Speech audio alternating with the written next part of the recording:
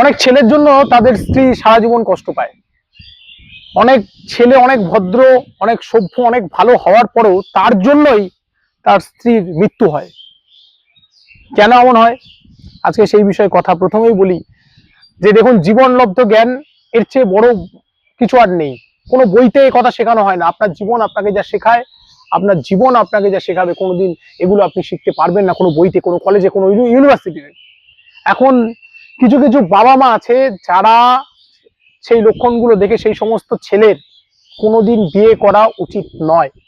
প্রথম লক্ষণ হচ্ছে যে বাবা মার মধ্যে একটা ফিলিংস আছে যে আগে পিছনে ফিরে দেখতে হবে বাবা মা এবং দাদু ঠাকুমার সম্পর্ক কেমন, সেই জায়গাটা দেখে আগে অ্যানালিসিস করতে হবে এই মানুষগুলো আসলে কি চায়। আসলে অনেকের মধ্যে এমন একটা ব্যাপার আছে, হীনমন্যতার ভেতরে ভেতরে ভোগে। অনেক মা ভাবে যে বৌমা বোধহয় তার সমস্ত কিছু দখল করে নেবে, তার অধিকার খর্ব করে নেবে। অনেক বাবা মা ভাবেন এরকম যে বিয়ের পর ছেলে পর হয়ে যাবে। এইরকম টেন্ডেন্সি যাদের আছে সেই সমস্ত ছেলেদের উচিত কখনোই বিবাহ না করা। কারণ বিয়ে করে তার কিচ্ছু হবে না, সে আনন্দে জীবন লিড করবে, কিন্তু যে মেয়েটিকে বিয়ে করবে তার জীবন নষ্ট করে দেবে, এমনকি সে সুইসাইড পর্যন্ত করতে পারে। ঠিক আছে, ঠিক করে কাউন্সেলিং না করলে সে সুইসাইড করতে পারে, এমন ঘটনা হতে পারে।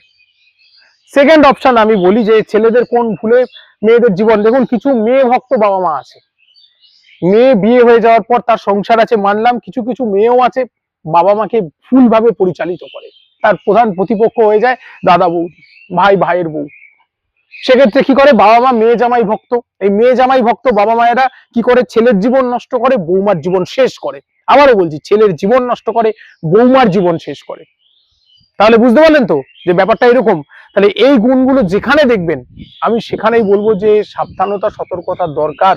এবং ছেলেরা একটা মোস্ট প্রবলেমের মধ্যে পড়ে যায়, একদিকে বাবা মা অপরদিকে স্ত্রী, তারা ব্যালেন্স রাখতে পারে না। আমি বলবো ব্যালেন্স আছে, ব্যালেন্সটা হবে ন্যায়ের পক্ষ অন্যায়ের পক্ষ। এখানে সম্পর্কটা ফ্যাক্টর নয়। অনেক বাবা মা আবার ছেলেকে এইভাবে ব্ল্যাকমেল করেন যে আমরা তোকে জন্ম দিয়েছি, তোমার স্ত্রী দুদিন এসছে, তোমার কাছে আমাদের গুরুত্ব বেশি, আমরা যা বলবো তোমাদের তাই করতে হবে। ব্যাপারটা এই জায়গাতেও নেই, ব্যাপারটা হচ্ছে কে ঠিক কে ভুল, ন্যায়ের পক্ষ নিতে হবে, সেটা যেই হোক না কেন। আর সংসার সুখী হয় রমণীর গুণে, কথাটা ভুল। সংসার সুখী হয় সকলের গুণে, পরিবারের সকলে যদি থাকে এক মনে প্রাণে, তবেই সংসার সুখের হবে, সংসার শান্তির হবে, নইলেই সংসারে অশান্তি চলতে থাকবে। ওই জন্য আমি বলি যে সমস্ত ছেলেরা দেখবে তার বাবা মায়ের মধ্যে এইরকম গুণ আছে, তাদের কখনো, আমি আবারও রিপিট করছি, তাদেরও কখনো বিয়ে করা উচিত নয়। এতে তার নিজের জীবন শেষ হবে, স্ত্রীর জীবন নিজেই শেষ করে দেবে। তাই প্রত্যেকে সাবধান হওয়াটা খুব দরকার।